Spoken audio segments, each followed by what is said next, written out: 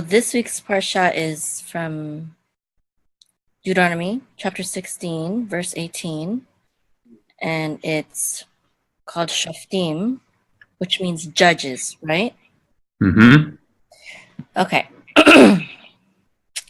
So, Not to be not to be confused with the word to condemn. In English, there's sort of an association between to judge and to condemn. okay, is there a separate word for that in Hebrew? There can be, yeah. But shofet just means to judge, not necessarily condemn. That's all. Okay, so Shoftim, which means judges, and then Veshotrim, right? Is that okay? Shoftim Veshotrim, and let's see. I know that the interpretation for Shotrim is officers. Well, right. Okay. What kind of officers does that mean? These are enforcers of the law. Okay, so kind of like this is not officers in the sense of like one who holds office in some political. Go ahead. It's like the judicial Shoftim, like the judicial branch, and the So this is the branch that police fulfill. Yeah. What's it called again? What are they? I'm sorry, I'm terrible with politics. Fine, you're not going to tell me. I should know myself. I can't remember. I just made coffee. It hasn't kicked in yet, right? Okay. I haven't even drunk a sip yet. It's too hot. Oh, police fall under the executive branch. But that would make sense because his function is chief of state. Okay. Okay. The police are his hands and feet, basically. Yeah. Okay. So they're law enforcers. Mm-hmm. They're like the Sharia, like enforcers of Sharia in Afghanistan. Okay, let's not go there. Okay. Shoftim v'shotrim, judges and officers. And this is the regular word used for police in modern Hebrew. Just that okay. Yeah, if you know this word, you know the word for police in Israel. Okay. Shoftim v'shotrim titen lecha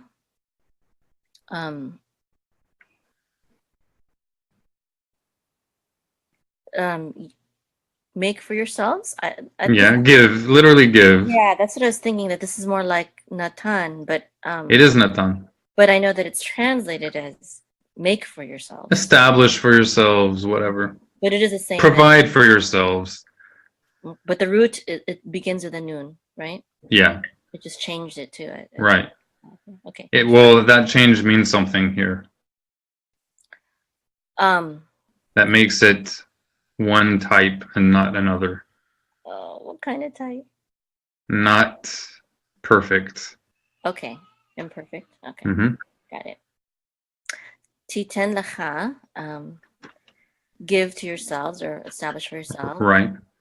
Bechol sharecha, in all your gates. Right. And that insinuates different communities. Okay. Each community. Right. As opposed to just one single place, which is something that's commonly overlooked not only among Christians but also among Jews, even Orthodox Jews, that there wasn't just the Sanhedrin, there wasn't just the Great Sanhedrin. There's local Sanhedrins. Right, and even on the Temple Mount there was more than one Sanhedrin. Why? Well, let's not get carried away. Come on, what? You don't know. That should be like a separate video. Like we have to look into those laws. Oh. But it'll get carried away here. But basically, not all the Sanhedrins on the Temple Mount dealt with executions and legislation. It's interesting because it's almost like parallel to like the three branches of government. Mm-hmm. Huh. Okay. How interesting. Okay. Asher that Adonai, Hashem, Elohecha, your God, noten lecha. Here we have it again. What's odd about noten? Nothing. Well, in the same verse we have T10, which is the imperfect tense, right? And Natan is perfect tense. So here we suddenly have noten. Where's that coming from? Right? So again, it's not. They're both imperfect. They both kind of mean the same thing. Is that what you're saying? They do mean the same thing, but T10 is imperfect. Noten is not imperfect. I don't know what it's called. It's just another example of biblical grammar not strictly being only perfect and imperfect. This is not imperfect? This is imperfect, right? No, it's not. What is it then? How would you translate this? If you want that to be imperfect, it would be yiten. Yiten. Okay, then what is this? Well, in modern Hebrew, that's the present tense. I've mentioned before, like this isn't the first time we've encountered specifically this word, but there are also other words where they seem to sort of break the rule that there's only perfect and imperfect. Okay. Which is supposedly one of the innovations of modern Hebrew, but I'm not certain how much of an innovation it is. It may be kind of like using she instead of asher, which it's a phenomenon also in biblical Hebrew, but just more rare. Okay.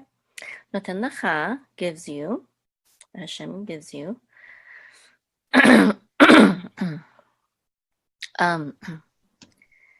lishvatecha.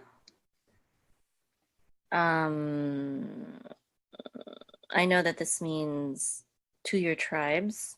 Good. And yeah.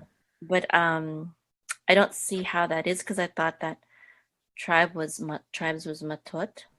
It is, but this is the more commonly known term for tribe. Oh, right. Okay. So matot means staffs, right? Right. Well, this also kind of has the same meaning as staff. They both mean staff. Like in Psalm 23, the famous psalm, thy rod and thy staff, they comfort me. In Hebrew is shivtecha umish'antecha, shivtecha, like shevet. Same word. Oh, this is related to that also? It's not related to the same word you said before, but it's related to the word for rod that's translated as rod in Psalm 23. Okay. Thy rod and thy staff, they comfort me. Shivtecha umish'antecha. Okay. So there's basically two ways of, what is the difference? What does the main difference between matot and how do you matot? It's like a scepter maybe, and then this is more like a staff. I mean, they're both long things. It's the same imagery. Okay. Sure. Okay. I guess there's a nuanced difference. Okay. I know. So in Psalm 23, Shiftecha Mish'antecha, Shiftecha is together with Mish'antecha. Mish'antecha, which is translated as staff, it's from the word Lihisha'en, which is to lean on. Ani Mish'an, like I'm leaning on or relying on something. So staff is Mish'an in the sense of like a support, like for walking, to help you walk. Whereas Shevet, which is one of the two words for tribe, Shevet may be more like a shepherd's staff, even though it's being translated not as staff in Psalm 23. It may be more like a shepherd's staff, which is used for leading a herd. And matot may be coming from more like scepter, having more to do with rulership. I'm guessing. I'm looking for a distinction between the two. Okay. So vishaftu, and they shall judge, and Good. that is related to this word right here, shoftim. That's right. And it's only they shall judge because of the vav. Yes. Okay. Yes. I don't know. Okay. And they shall judge because of the vav. You're saying that without the vav, it would be they judged. Right. Right. Yes. Okay. Et ha'am, the people. Mishpat tzedek, with righteous judgment. Yep. Okay, and so this is one of the verses in this Torah portion that actually speak of the formation of a court to establish laws and rulings for legislation, basically, for Israel. Yes. Okay. And God has given them that authority into their hands, but they're supposed to strive for righteous judgment. Mm-hmm. Now, I know that they say that that the last Sanhedrin was, during the Second Temple, but I mean, and I know that the Israeli government right now is a secular one, right? Correct. But if we were to reestablish a Torah-based government, we would have to set up judges again, right? We would, but you could do it in a way without it having the authority from the Torah. Like, you could have, theoretically speaking, a more Torah-based government in modern Israel without reestablishing the Sanhedrin, in the sense that it will be enforced by, it could be like a quasi-religious, quasi-secular government, which it already is, but it's more secular than religious, to be frank, even though some people try to make it out to be something that it's not. But why the prohibition? Why the prohibition of reinstating an actual Sanhedrin? There is no prohibition. Who prohibits? I don't know. Nobody prohibits. It's just that it's not being done. Why isn't it being done? Fact of the matter is, it's not being done because, fact of the matter is, it's not being done because, one, the vast majority of the Jewish people, whether moderately observant or strictly observant, don't really know and appreciate the importance of it. And two, because the religious leadership that do know the importance of it, and I'm not certain at all that most of the leadership even does, but those that do, and certainly many of them do know the importance of it, are either unwilling to relinquish their own perceived authority over their disciples or communities, or maybe they are willing to do it, but you can't do it alone. It requires the majority. It requires the majority of scholars in the land of Israel to decide to agree to do it, and they don't. They don't even really care currently, even in the Orthodox world. Okay. And what do I mean by that? Go ahead. What about the Nasiant Sanhedrin? Nasiant Sanhedrin, right? Most of the however you say it. Most of the people on that, I attended several of their meetings, especially in the first few years that they started, and they really, I observed what was going on. There are some real scholars that were among them, but most of them were people that have very little knowledge about the most basic aspects of historical halachic Judaism. They may know a lot of information, but most of their information that they know is like later customs and Kabbalistic ideas. And that's not really a scholar, first and foremost. And that's not the function of the Sanhedrin. The Sanhedrin was supposed to focus on Jewish law, halakha, right? Right. Well, they did deal with Jewish law, but they were basically trying to deal with Jewish law while restricted to the framework of basically the Shulchan Aruch as it's normally interpreted in our times. And the Sanhedrin is not bound by the Shulchan Aruch.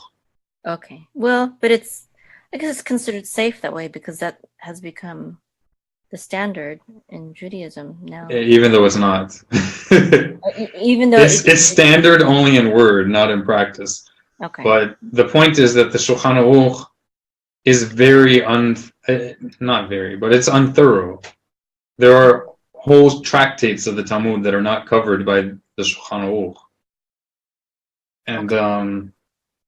And also there are overt errors in the Shulchan Aruch. Yosef Karo made simply because he's a human and he made mistakes, but undeniable mistakes.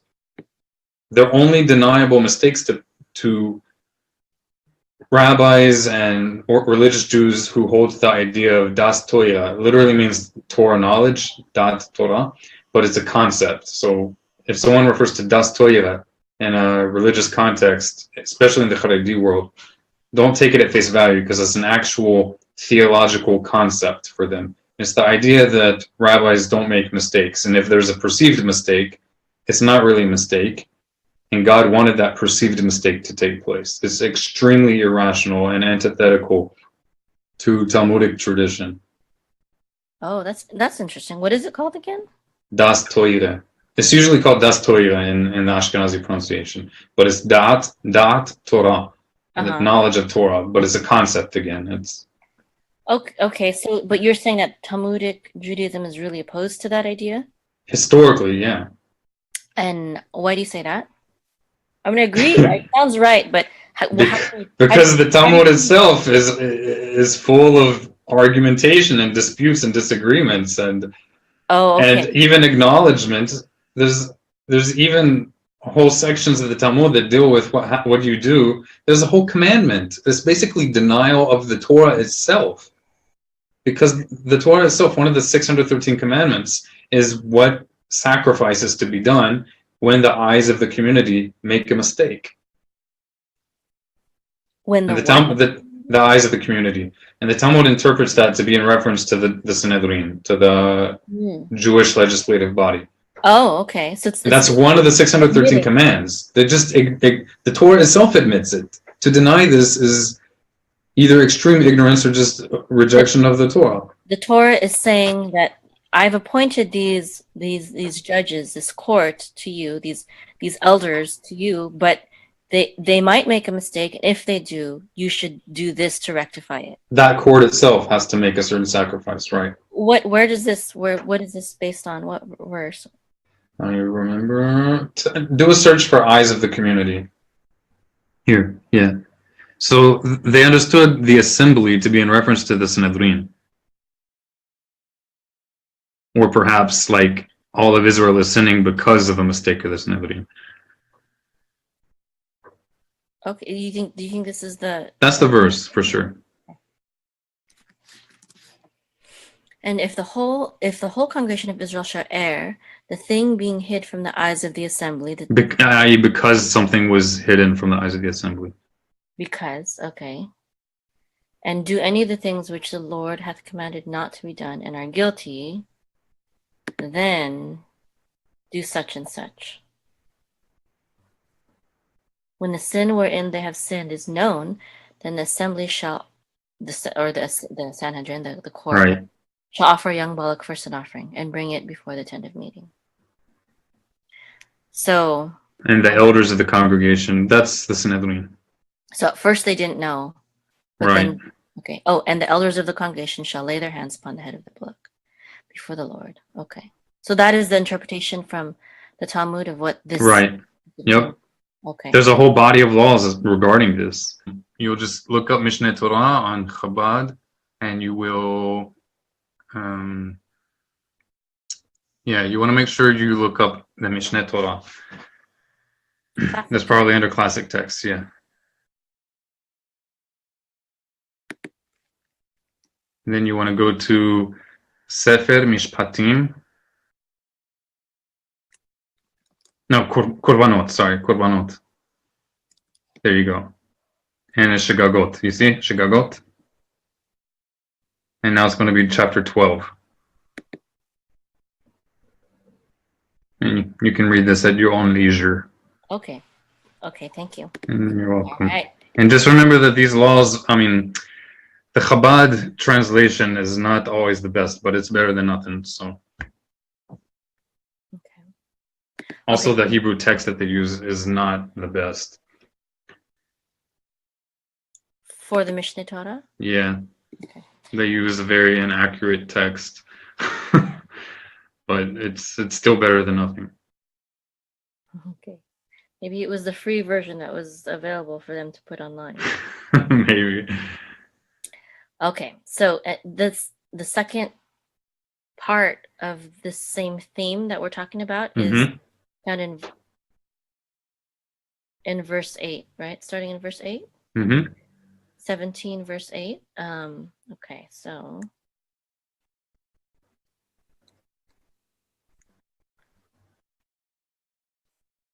matter eludes you in judgment, between blood and blood, between judgment and judgment, or between legion and legion, words of dispute in your cities, then you shall rise and go up to the place the Lord your God chooses, and you shall come to the... Okay, let's do that first.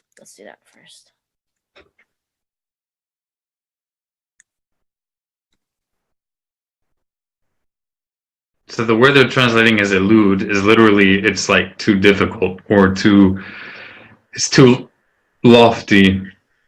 Yipaleh is from the word like exceptional or wondrous. But almost every verse in the Torah, not every verse, but many verses in the Torah, I mean, people have different opinions. Absolutely. That just proves the point. Yeah. Even in the Sanhedrin, they have different opinions. The difference is that they do it in a democratic way, democratic within the context of the Sanhedrin. Yeah. Even, I mean, yes, both Jews and Christians debate on various verses of Scripture. Yeah, absolutely. It's normal, especially if you have thinking people. The only people that are not going to have a different view are people who either don't care or don't think. Mm-hmm. It's perfectly valid to have different views. You can have two people who are equally rational and equally intellectually honest, and they can understand and have different views on a given passage. But there's a difference between two people who have a substantially higher level of knowledge about the text and the context, and those two individuals having such disputes, and two people who have little to no knowledge of the context and the underlying text. Like, there's a difference between people who know Hebrew and people who don't know Hebrew. There's a difference between people who know biblical Hebrew very well and someone who only knows modern Hebrew.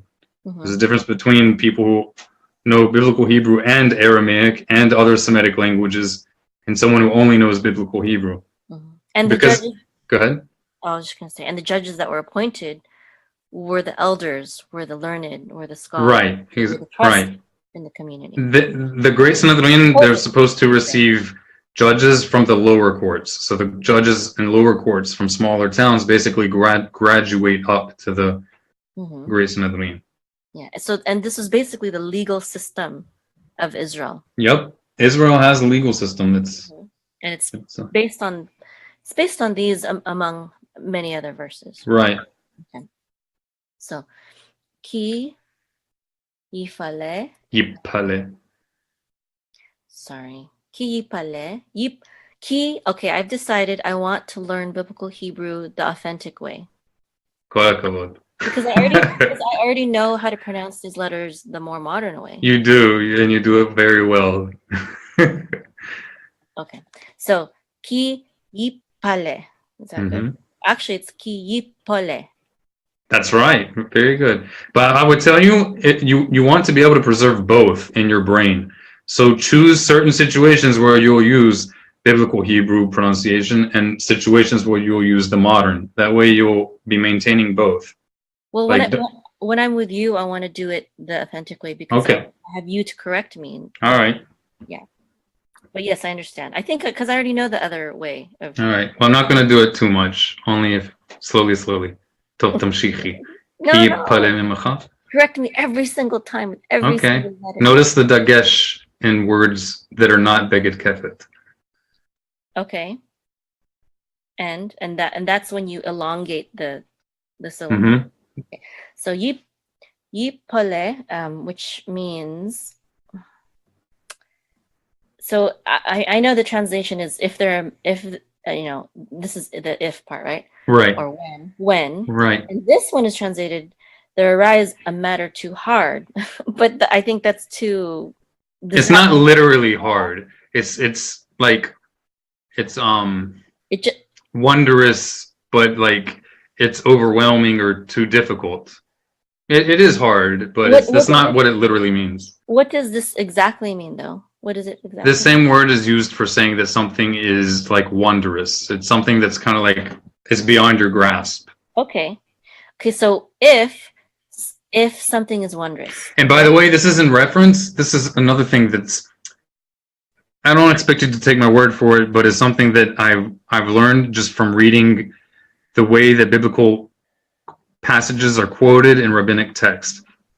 Many passages of biblical text were understood historically by the Jewish people to be messages to the lower courts, not necessarily to everyday individuals. Although the Torah is for everyday individuals, but for example, this verse, when it says if something's too difficult for you, the you it's talking about are the lower courts.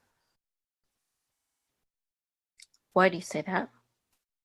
Oh, because of the context of the They're the ones who are concerned with matters of judgment. Yes. Your everyday person is not like, that's not his place to make judgments. Like you don't, that would be vigilantism. And it also says in your courts, well, I thought it did, but not in this. Bish'arecha. Oh, that's in your gates. Huh? Right. And sometimes gates is used synonymously with courts, by the way. Oh, yes. It's because of this context of the verse, because it says, you know, that there shall be 2 or 3 witnesses. By the mouth of 2 or 3 witnesses shall the one liable to death be put to death. But of course, who is in charge of listening to these witnesses? Exactly. You don't just randomly have 2 people on the street say, oh, we both agree that we saw this and we both agree he should be put to death, so let's put him to death. Right. That's not the way it works. Right. Unless you want an ISIS civilization. Which the Torah does not promote. I mean, it's certainly, to be frank, that if it's over an unwilling society, the Torah would be very harsh, perhaps even brutal, the first generation or so, for sure. But it's not in the ISIS way. It should not be like there's no precedence or basis for that in Jewish literature. And according to Torah. Absolutely. Yeah, in the greater context of the Torah, there's appointed elders, judges who oversee these types of judgments. Yep. It's not just up to. It's not vigilantism. 3 common Israelites. Right. To you have to have someone with authority has to determine that these are valid witnesses. Yes. Okay. So yes. So then I do agree with you. It makes perfect sense what you just said. Okay. Where were we? Mimcha. Oh, it's you pronounce. Oh, because of the dagesh right here. Okay, so mimcha. Okay. Vavar. This is from you. Or for you. It's from, never for. Okay. So when something from you is very wondrous or is wondrous. Confusing. Yeah, it eludes you. I think elude is a good translation. Okay, so when something elusive comes from you, or whatever, it's too elusive for you.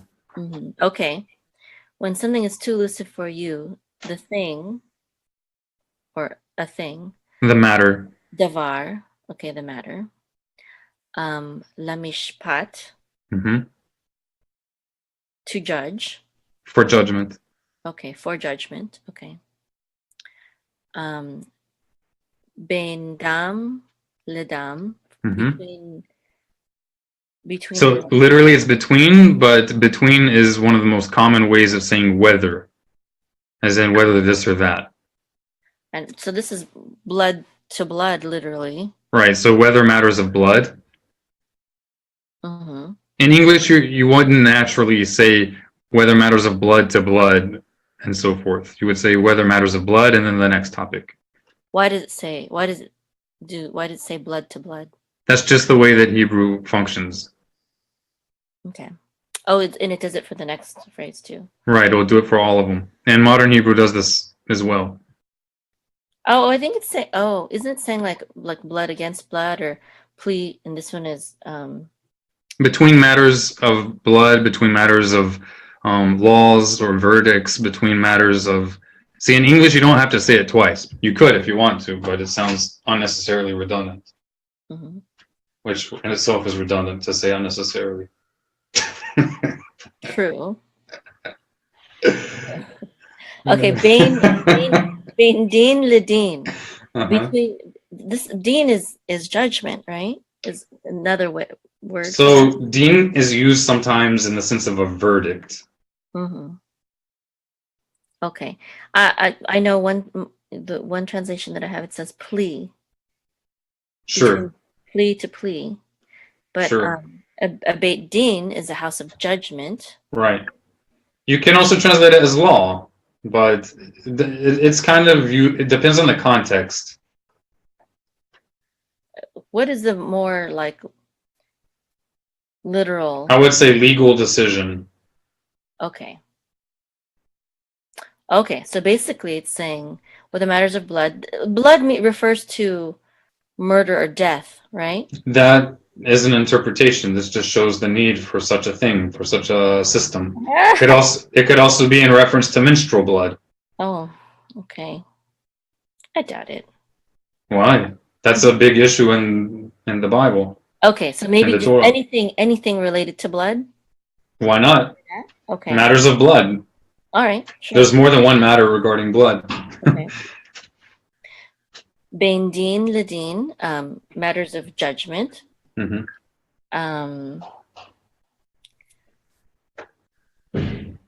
Uvein Nega La Nega. Mm-hmm. Are you? That sounds like a. I've never noticed this before. It sounds like the gangster way of saying a certain word. I didn't say that. Okay, Nega La Nega. This is where you want to pronounce it in the proper way, in ancient Hebrew. Nera La Nera. How is that the proper way? Because there's no dagesh in the gimel, and ayin should be pronounced. Okay, teach me that. Gimel with a dot inside is g. Uh-huh. With no dot, it's like kind of like the Parisian R. Okay. Yeah, so nera. Ayin is a. Nera. Yeah, What? Do ayin again? It's like you're about to choke. Nera. Nera lo nera. Okay. Wait. That's it. Nera la negra. Yeah. Is that good? That's good. Very good. I feel so weird doing that. Okay. Nera la nera. Yeah, the deeper you can get the ayin, the better, especially when you're starting. Nera la nera. Yep. But the accent is on ne. Right. Nera. La nera.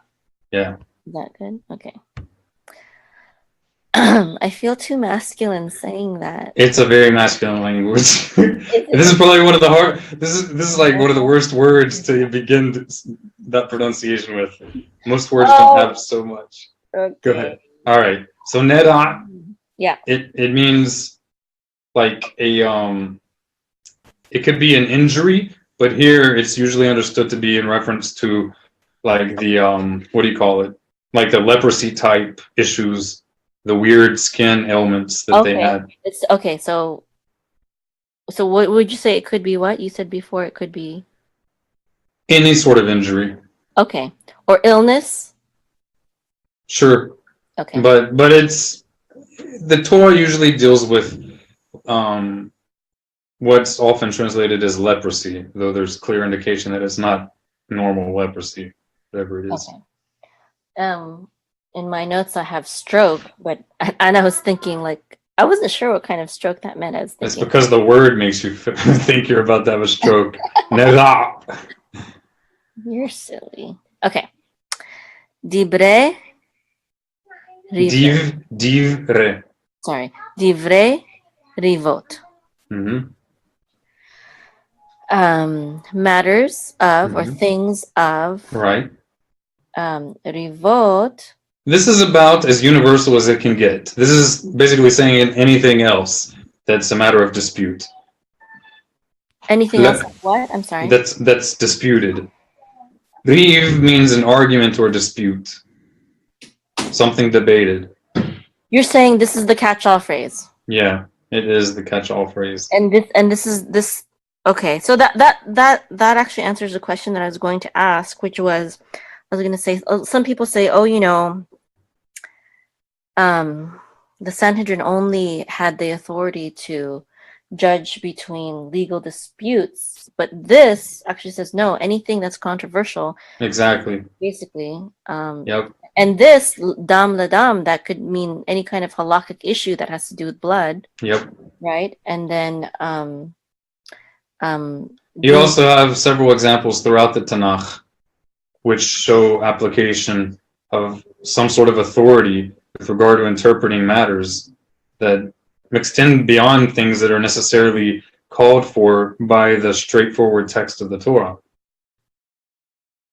Mm-hmm. Okay. Yeah. Okay. Bish'are. Okay. Bish'arecha. Bish'arecha. Bish'arecha. Bish'arecha. Yeah. Bish'arecha. That's good. Bish'arecha. Yeah, the deeper the better. What do you mean deep? I don't understand what you mean by deep. It should come from not the back of your mouth, but like in your throat. Like yeah. Like a doctor's pressing on the back of your tongue with one of those wooden spoon things, and he says, say like you're almost gonna gag. Okay. Really, that's tend to choke and gag when you say ayin. Yeah, that's how you learn. Bish'arecha. That's pretty good. In your gates. Qamta. This right here? No, it's Khuf is in the back of your throat also. It's a K made further back. Oh, the qamta. Yeah, the qamta. The qamta. Yeah. Accent is on ta. That's right. Okay. The qamta. Ta. And you arise? That's right. Where? Huh? Where? Okay. You took me seriously. Okay. The Alitha. That's right. Alitha. The Alitha. And this is similar to this, right? Okay, it was I know the difference. The Kamta, the Alita. This one is an ascend. This is when you get up and ascend. That's right. When you get up, arise and ascend. Okay, arise and ascend. El Hamakom. Good. El Hamakom. Great, you do that really well. That particular little kluf, you're doing really well. Baruch Hashem. It's harder for me, for some reason. El Hamakom, which is to the place. I'll share that. Yivchar. Har. You're correcting my resh? Het. Yivchar. What's the difference between what you are doing and what I did? Okay, so the normative pronunciation is just it's the same as chaf. Uh-huh. But this is actually closer to an H sound. It's not an H sound, but if you're going to make a mistake, it should really be more of an H. Okay. Yivchar. Yeah, you're just constricting the muscles of your throat while you make the H. Okay. Yivchar. Good. Yivchar. Yivchar Adonai Elohecha bo. Elohecha. Yeah? Cha. That's a chaf. Oh, sorry. You were talking about the het. Het. Okay. Elohecha bo.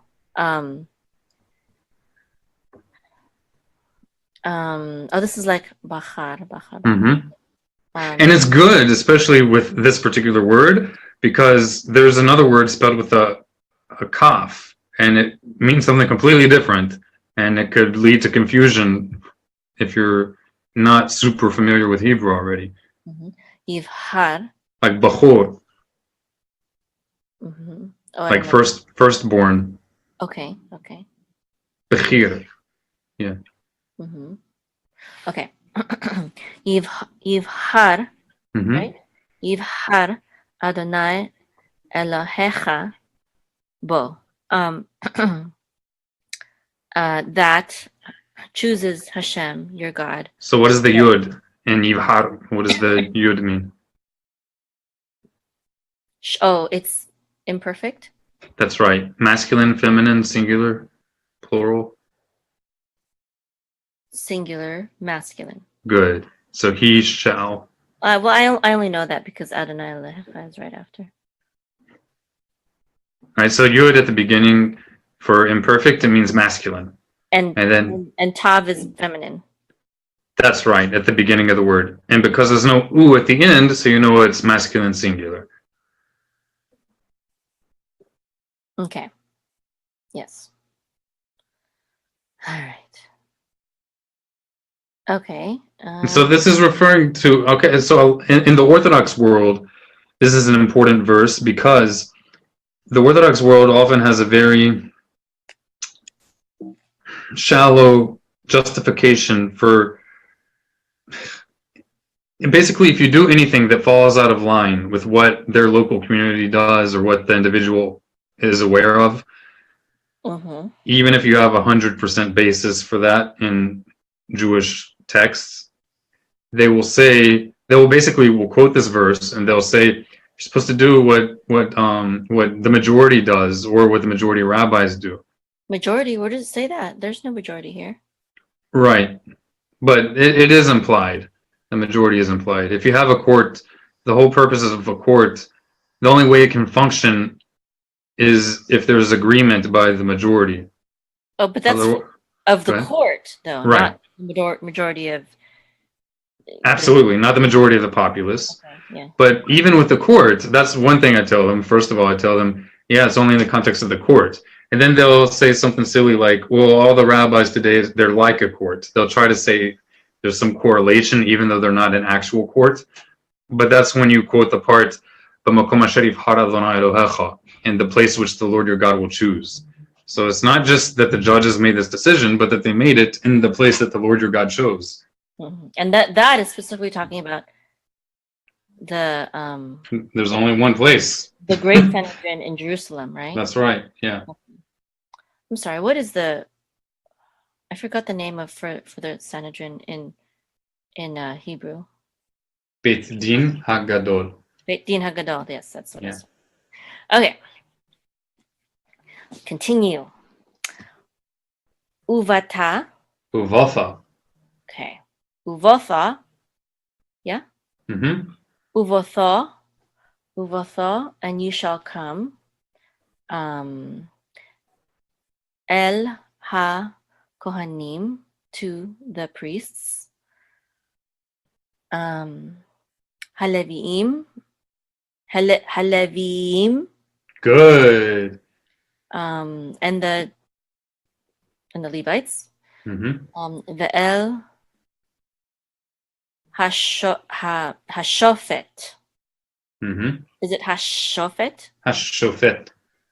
Hashofet. Mm-hmm. Ve'el Hashofet. And to the judge. Why? I've been wondering, why is this singular? It's not only here. There are numerous places where the Hebrew text uses a singular, not because it's one person, but it's referring to the concept itself. Okay. Then you have to ask why in the previous two words they use plural. I don't know. But there are many places where the text will use a singular, but it means in general. Just like you, go ahead. Do you think it could indicate that there will be one supreme judge over the? No. Right. So, like, if you're looking at this one specific verse isolated from the rest of Hebrew literature, you can maybe read into that extra interpretation, but that's not the straightforward meaning. Straightforwardly, it's common in biblical Hebrew to use a singular form in reference to a whole category. Okay. But, like, if we're really looking, like, in the context of the Sanhedrin, trying to figure out how should the Sanhedrin function, they may look at that and say, that's why it's in singular and not in plural like Kohanim and Levim, because there should be also one judge presiding over the other, kind of like an Av Beit Din or a Nasi. Mm-hmm. And maybe you could say Kohanim and Levim are in plural because you should have as many as possible, which is actually what it teaches in the Talmud, that even though you don't have to be a Kohen or a Levi to be a part of the Sanhedrin, it's preferable, if at all possible, to have as many Kohanim and Leviim as you can. I didn't know that. Yep. Because they sort of embody, they represent like the family of Moses. They have like a prestige. And I think not only that, but the fact that, they're not to own land and their primary function. Right. That's good. Woo! Girl. Woo! What's good? That's a good insight. I never thought about that. Wait, what was my insight? I didn't complete my thought.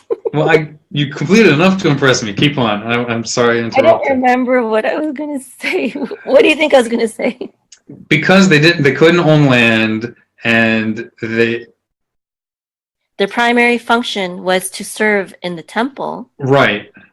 Their focus would have been on the well-being of the spiritual health of Israel. Right, at least it's supposed to be. Yeah, supposedly. I mean, so long as they're not taking bribes and Right. But yeah, they're already there and they're already available, so it's better to have them working than just sitting around eating all the excess meat from sacrifices. Well, and they were not every single Levite was on duty or. Correct. That's right. That's right. They had shifts. Yeah. Okay. Good job. Never thought about that. Okay. Asher yiyeh, that will be bayamim in days, hahem, those. Yeah, yes? Those days. Bayomim hahem.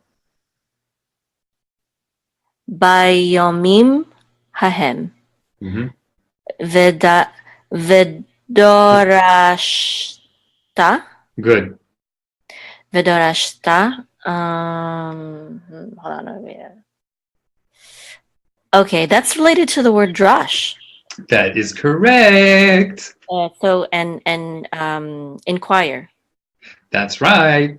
Okay. But not only that.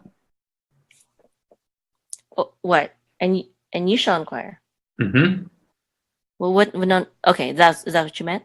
There's an extra implication. And it's in your merit that I'm noticing this. It gave me chills.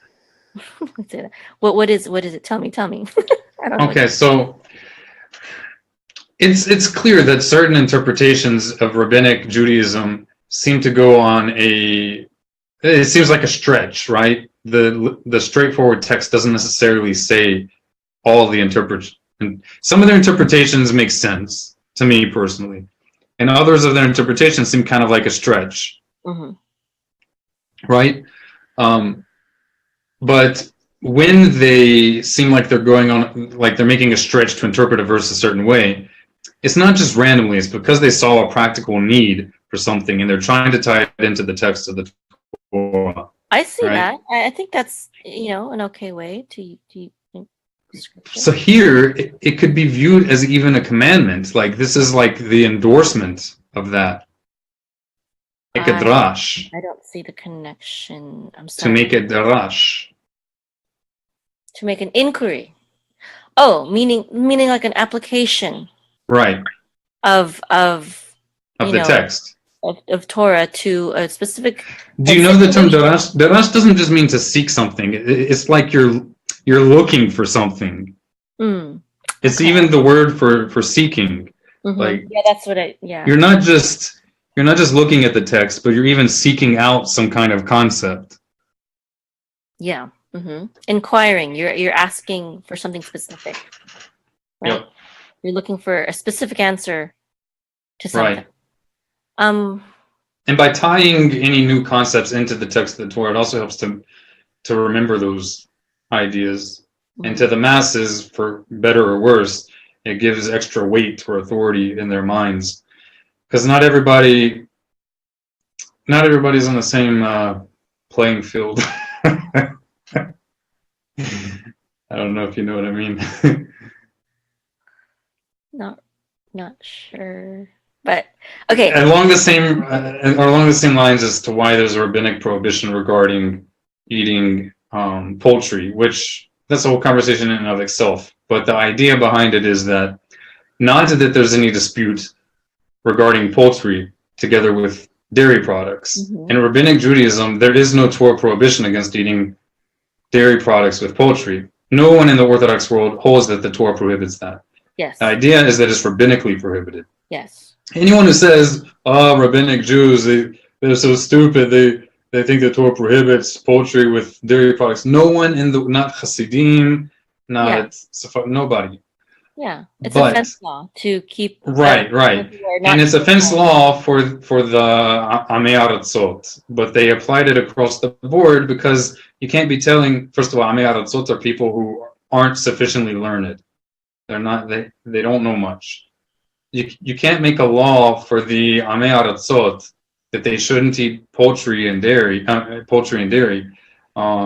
because they may think otherwise that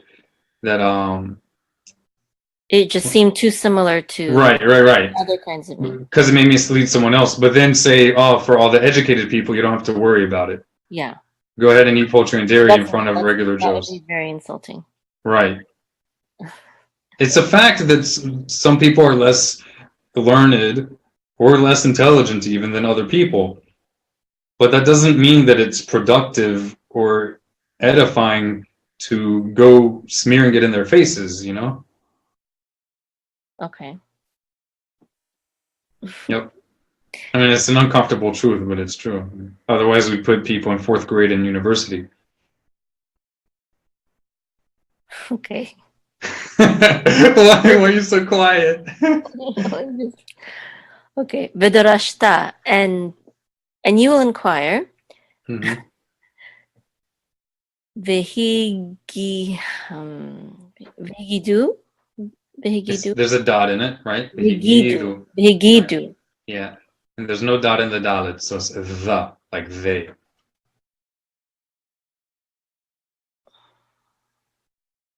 What? Say that again? Oh, vehigidu. Yeah. Vehigidu. Okay. Man, our internet connection is really good. You can hear every little thing that I say well. Huh? Yeah, it is. Vehigidu. This is related to the word Haggadah, yes? That's right. Yep. Okay. So, and they shall tell you. Mm-hmm. And they shall tell lecha, to you, et devar, the thing, hamishpat, the judgment, regarding the judgment. Mm-hmm. Can I say regarding the judgment, or? Yeah. Yeah. Of judgment, the word of judgment. They shall tell you the word of judgment. That's right. Okay. By the way, this that word darashta, also in this verse, you could be understood in more than one way in reference to who is doing the darash. You can read it as the lower courts or their representative or whoever will go and inquire of the greater court, and the greater court will tell them. That's probably how they're translating it. Isn't this you? Yeah, it is. Oh, but hold on. And it says you shall inquire. So it's the lower courts that are inquiring of the greater courts, right? Right. Okay. What did you say? That it could have a double meaning. What's the double meaning? The double meaning is because in the biblical text you often have plural, something in reference to a group, and then it'll just switch to singular. So even though that reading that I just gave you makes sense, but considering several other verses all over the place in the Bible where it flips back and forth from talking to the same person in singular and then talking to them in plural, you could read the same thing here. So you could have two interpretations of this. Okay, but the most straightforward is it's still talking about... Right, yeah. Okay. Vesita? That's right. Ve'asitha. Let's get even more down and gritty. Wa'asitha. Okay. Wa'asitha. And you shall establish, you shall do, you shall make. You shall do would be about the best. Right, right. Wasitha Al. al, no, al, right? Al. Alpi, alpi, hadavar. You shall do according to the word of their mouth. So alpi is an idiom for according to.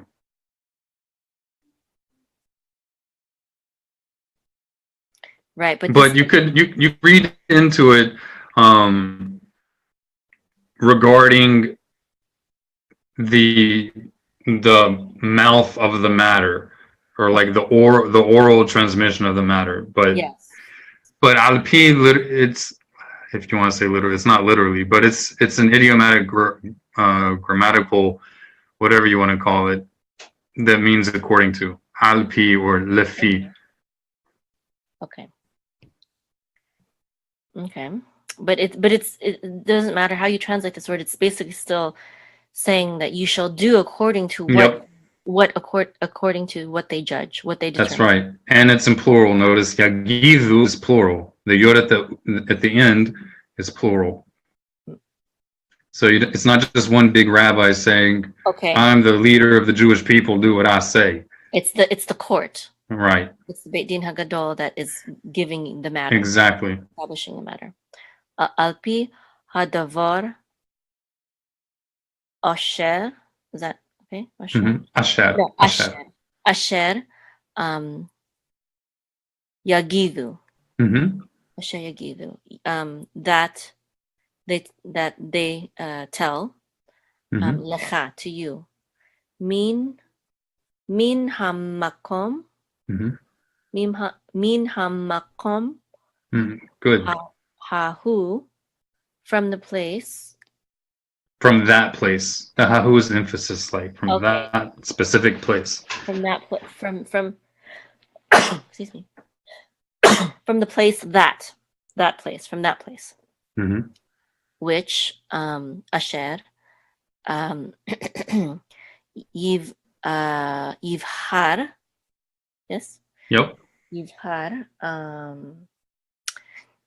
that shall choose Hashem veshamarta. Shomarta. Veshamarta. You got the line under the sheen. Veshamarta. Shomarta. Oh, this is an extra emphasis. Okay. Veshamarta. Veshamarta. Veshamarta. There we go. La asaf. What? Next word. La. But this one is you shall keep. La. Okay. La asot. La asot. Yes. That's right. So la asof. Yes. That's right. La asof. And you shall keep. This is and you shall keep to do. So I would say, and you should be careful to do, or be cautious. Okay. Using this more idiomatically. Right. And you shall guard to do. Be careful to do. Kachol, according to all. Asher. So Yorucha. Yeah, Yorucha. Yorucha. Yorucha. Okay. That they inform. Instruct. It's the same root for Torah. Thank you. Oh, so, okay. Yeah, so instruct would be better, or teach even. Okay. So yeah, this is very. Oh, here we go. This is the one. Okay, the way my friend taught me this. Alpi HaTorah. it means according to the mouth. Well, this is Torah Sheba Peh. This is where that part of where that Right. is from. Yeah. Yeah, and it's funny because this word, I mean, al-pi is really one unit that functions as according to. But even that we know according to the oral transmission of the Hebrew language.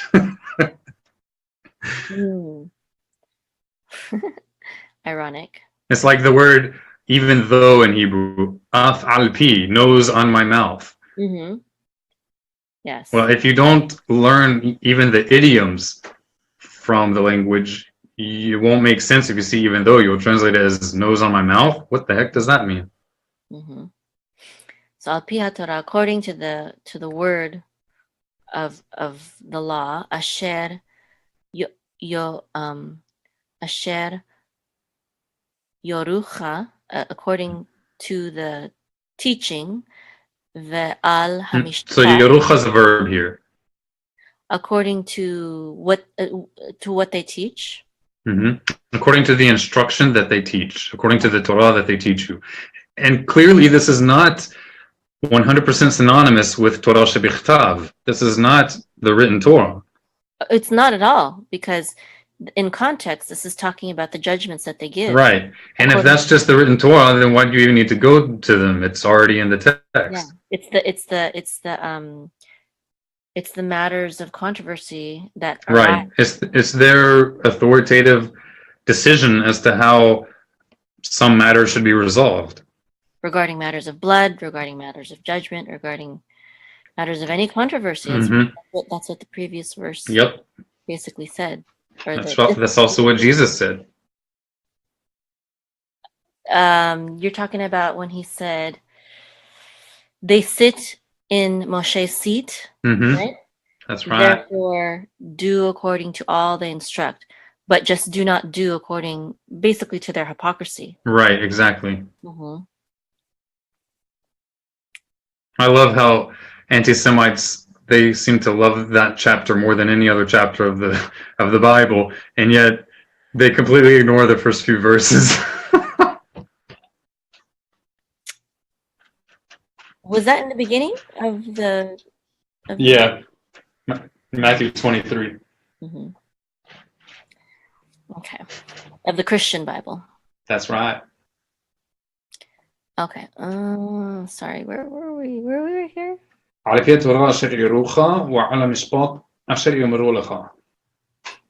I? I didn't read that though. No. Where was I? You got to Yorucha. Where is that? Right here. Okay. Yeah. And also you see a distinction between the Torah that they teach you and the Mishpat. So Mishpat is more, again, it's like the verdict. It's a decision. Oh, okay. So this is the Torah that so Al-Pi Torah Asher Yorucha. This is according to the Torah, the teaching that they teach you. Some teaching, some new idea. And then Va'al HaMishpatim, and then the judgment based on that teaching, right?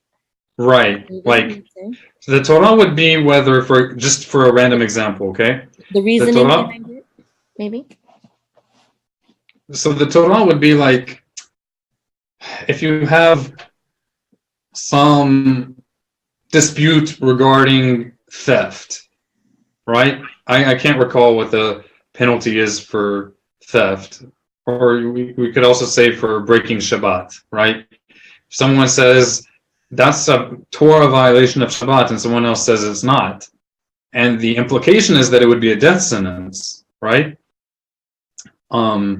So if you have that dispute, then the Torah is their decision as to whether or not this is category. Then the Mishpat would be whether or not the person's deemed guilty, not like they get a penalty of death or they have to make a sacrifice. Mm-hmm. The actual thing that should be carried out. Right. One is legislative and the other is judicial. Okay. Mm-hmm. Mm-hmm. Judgment is probably judicial. Mm-hmm.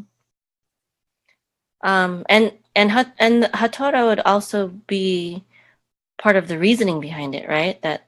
Yeah, absolutely. Okay. Asher Yomeru, I would pronounce that that mem, yes? Yeah, that's right. Because you mean the Shiva, because there's a Olam before it.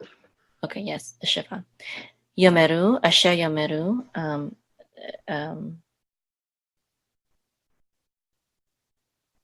Sorry, according that they say. Asher Yomeru. Lecha, to you. Ta'aseh. Ta'aseh. Ta'aseh. Ta'aseh. Ta'aseh. Ta'aseh. Ta'aseh. You shall do. That's right. Lo thasur. You shall do. No. Do not turn away from it. Good. Yeah. Okay. Do not turn away. Kol hakavod. Min hadavar, from the word. Asher yagidu. That they tell lecha, to you. Yamin. Right. That's right. Right. Ush. That's Arabic. Huh? If you do shah here, it'll be an Arabic word. Oh, sorry. Usmeol. Small. You know not to pronounce the aleph here because there's no vowel associated with the aleph. Okay. Usmol. Right. Right or left. Do not divert from what they say, neither to the right nor the left. Right. Okay. So this is a very interesting contrast to one of the things that was said in last week's Torah portion, which says, do not add to this Torah, right? But this is specifically saying, do according to their Torah, which and if you remove this from the Torah, then you have removed from the written Torah. Right. So when it says do not add to the Torah, it's talking about do not manipulate or change the written Torah, right? Exactly. But it's not trying to say that you cannot have an oral Torah or, Absolutely. It's ridiculous because that itself, to deny that, is to remove from the written Torah. Yeah. Thank you. Okay. And then there's one more, I think. This one right here. Wait, sorry, let me just read this English.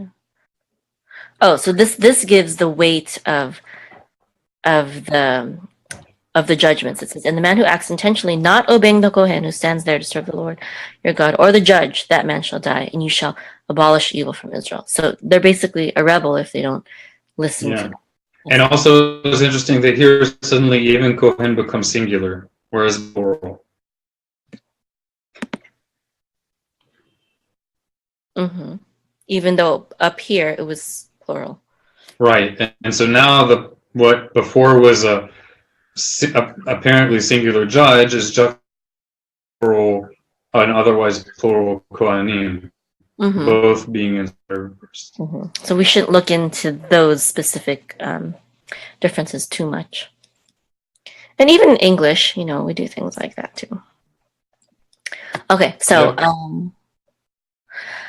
this is not part of this week's Torah portion, but it's related to it, right? Okay. Yes, it is related, right? So I took the heads of your tribes, men wise and well known, and I made them heads over you, leaders of over thousands, leaders of hundreds. So this is also it's also, these were also the judges of the local tribes, leaders, right? Yep. They were to hear it just like. Was this different? Or it says it explicitly. I commanded your judges at that time. It's this exact same pattern, right? That it's repeating. Yep. Because I know, I think the Karaite argument for this is something like, that was just for Moshe and his time. That's ridiculous. Because you have almost verbatim the same exact passage applied, I think it was by Yehoshaphat, much later in biblical times, with even more elaboration on it. In fact, I really want you to see that passage. I don't know if you've seen it. I never heard anyone quote it even. I found it myself, and I can't remember exactly where it's at, but I can help you find it if you want to find it. Okay, sure. Yes. So go to like some Bible search thing. Uh-huh. If you can limit the search to First and Second Chronicles. Oh, I don't think I can do that here, but I think I can do that. Bible Gateway. Like, for sure. Okay, and then you want me to limit it to... You need to go study. Huh? Study, okay. At the top. Okay, and then? Keywords. Okay. Now scroll down. Search entire Bible. You want to select search from. You said Chronicles? Chronicles. Okay. What version do you want me to try? A few different. New King James Version, New American Standard Bible.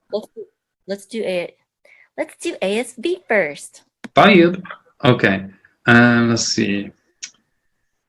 Type in Judges and Jerusalem. You want me to put the word "n"? No, right? Yeah. There you go. Okay.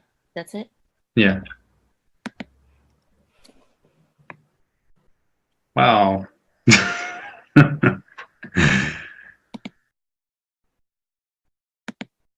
No, that's not what I wanted. Let's do the KJV.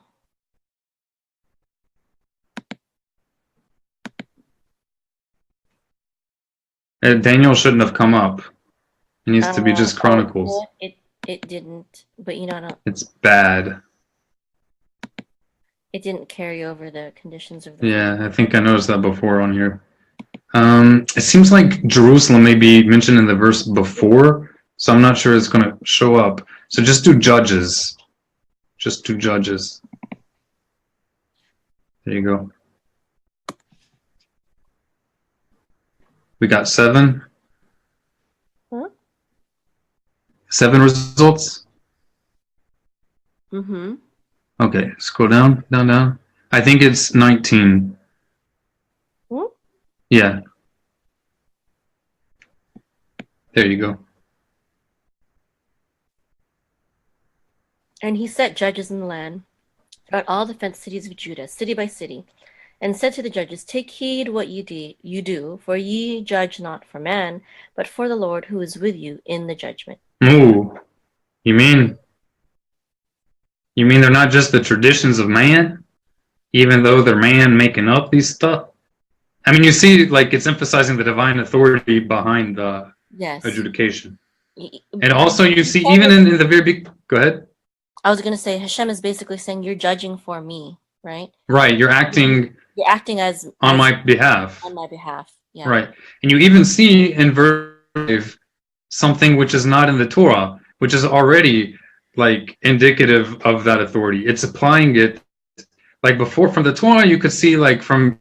Yeah, there may be different judges outside of the main judge, outside of the main court, right? You may have other smaller courts. But in verse 5, you see it restricted to fenced cities. Not just any little encampment, but specifically to fenced cities. Mm-hmm. Mm-hmm. So you already have in the verse itself an extra thing, which is not, like an extra detail, which is, you're not going to find that in the Torah. Mm-hmm. Okay. Well, not the specific interpretation, right? Right. Okay. Mm-hmm. Yes, and I think my husband was telling me that that there was some kind of law that one city couldn't have 2 courts. Right. Each city. Lotit Godedu. That's right. Mm-hmm. That's from last week's parsha.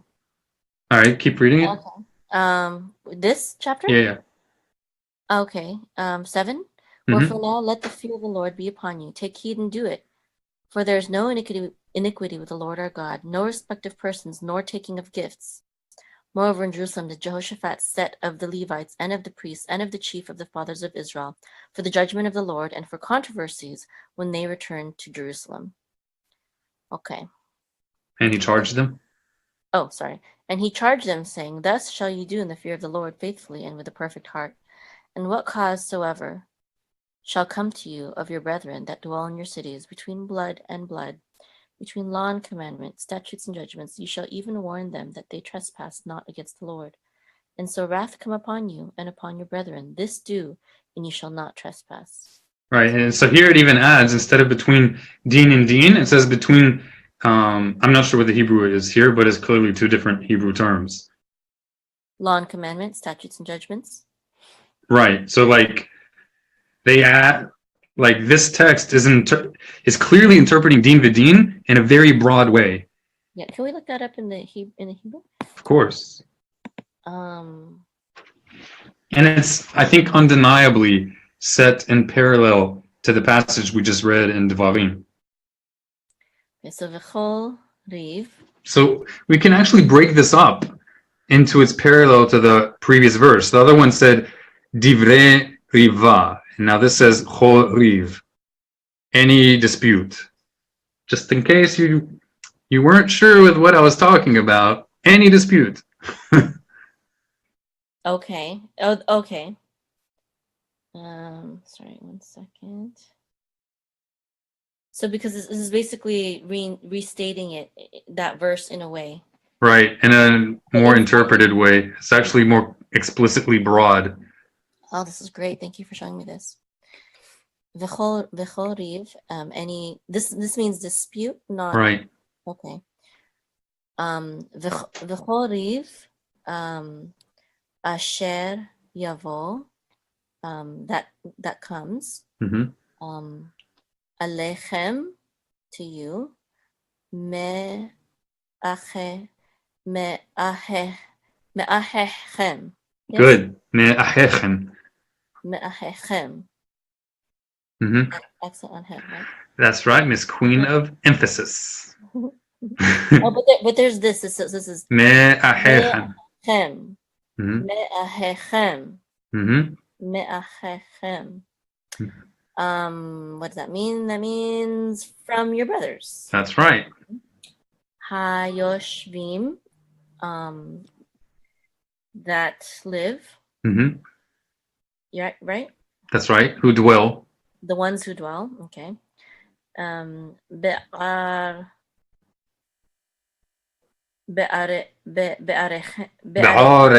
I'm sorry, be'arechem. Be'arechem. No, be'arechem.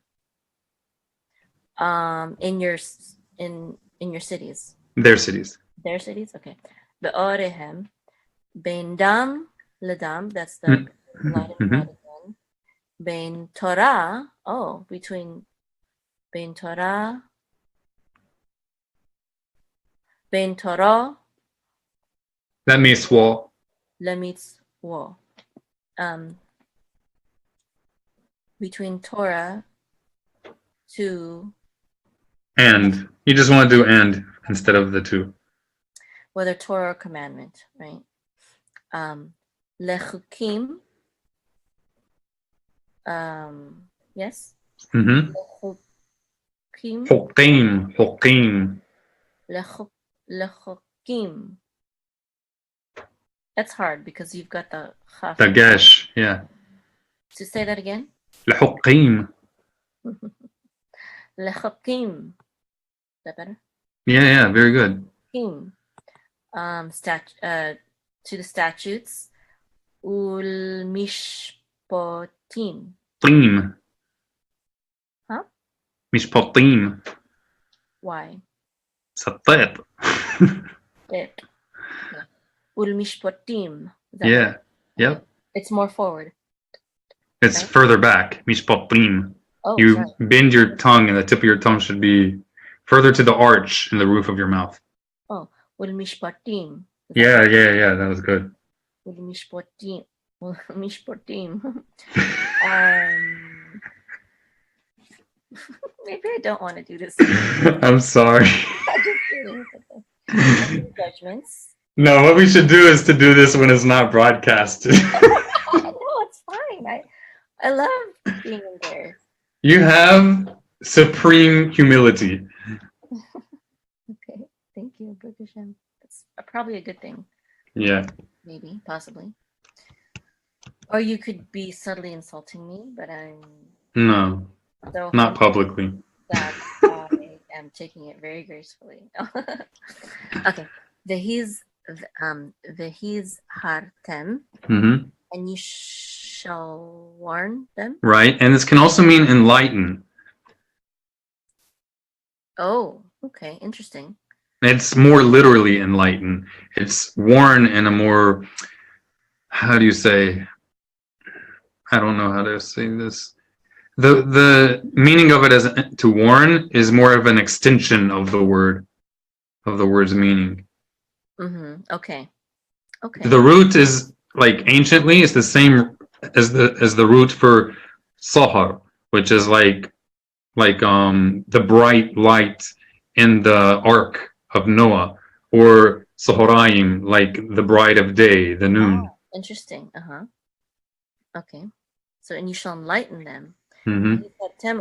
You shall enlighten them. Below ye. So here the aleph is pronounced because there's a shava under it. Ye. Instead of yeshmu, it's yeshamu. Yeshamu. Yeah, perfect. Yeshamu. Below yeshamu.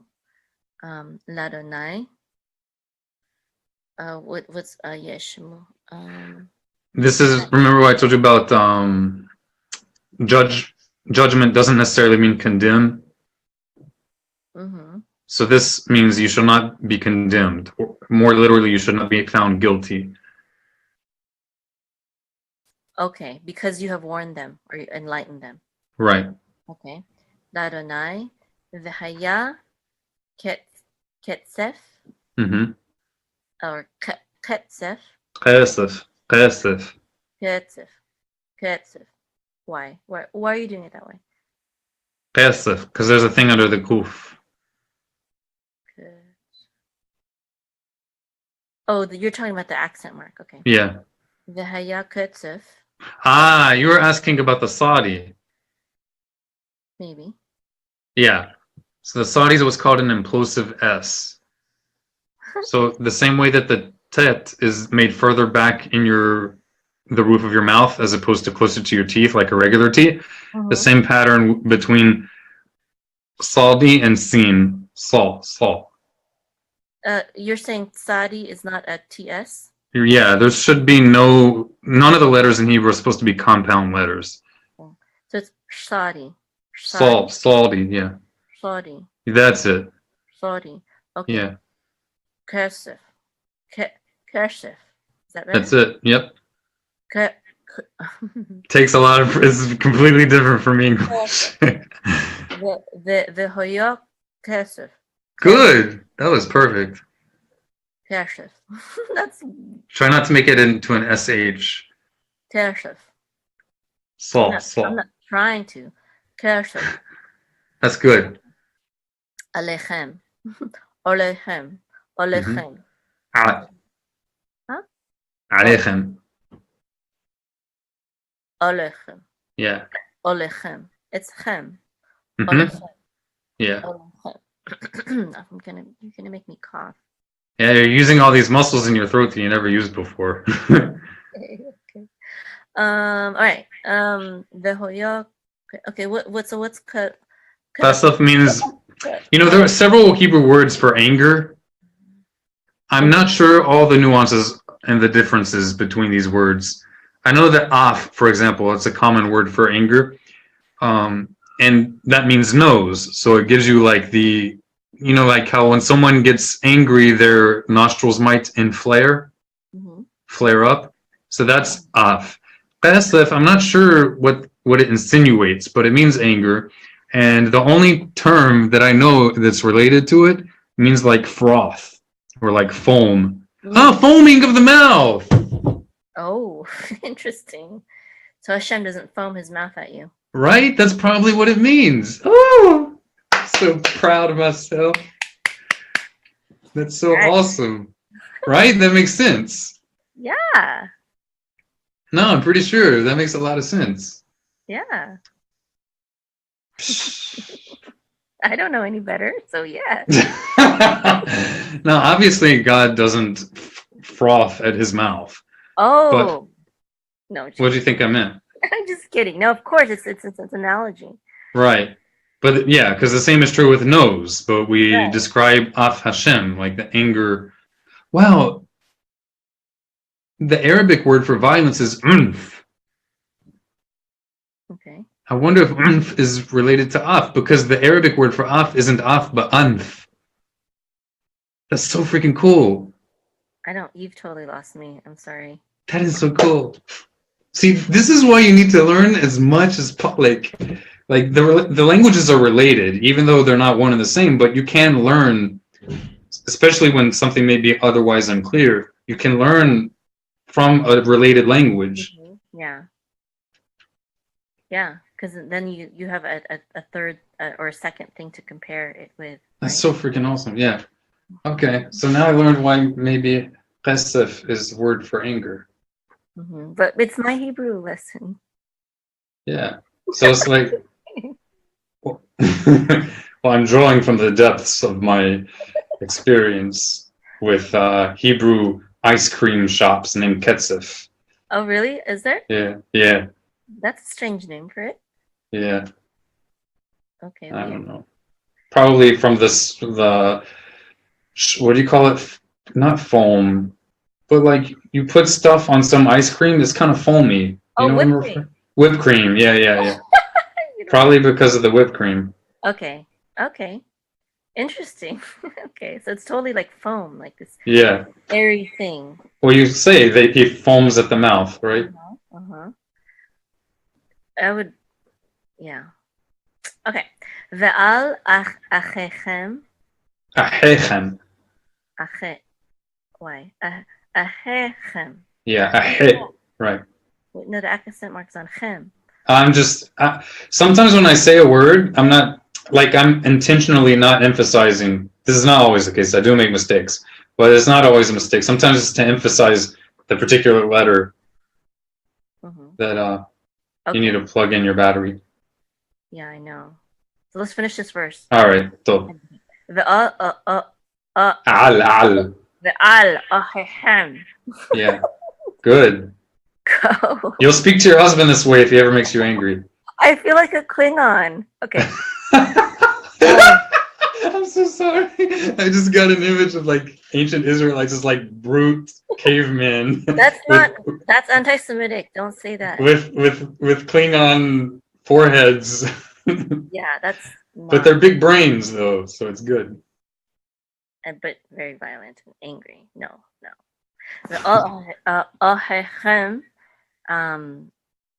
And on your brothers. Ko ta'asun. Ta'asun. Ko ta'asun. Ta'asun. Do. Velo. Wait, ko means thusly. Thus do. Yeah. Right? Thus do. Velo the. It's a sounded aleph. The shamu. The shamu. The shamu. Yeah. The shamu. Yeah. Okay. Great. Okay. So I'm gonna. And notice the ta'asun. Again, do not. And they will not. Do not trespass. What? Sorry. What does that mean? Shamu means you will not be found guilty or you will not be condemned. Okay. And ta'asun, you notice the nun at the end? Yeah. So again, that's what I was telling you about before, that I have forgotten to look up the nun at the end for a plural. Remember a few weeks ago in the parsha you had several of these? Yes. So here you have it again. And in the same exact sentence, you have it in one verb, but not in the very next verb. Yeah. So it's just it must be just a, what's it called? It's not just an anomaly. Like there's a meaning. Go ahead. Oh, do you think there's a meaning? Not just Yeah. But it doesn't change the meaning of the word. It's like a subtle grammatical difference. It's like a poetic thing. Yes, maybe just for variety. I don't know why it would sound just as rhymey without it. Mm-hmm. Okay. No, but also because it's exactly as in Arabic. Like, it's exactly the same pattern. Mm-hmm. Alrighty, this is awesome stuff. And did we go over this? Well, it doesn't matter. We don't have time. Okay. So I'm gonna bye-bye. You're gonna bye-bye.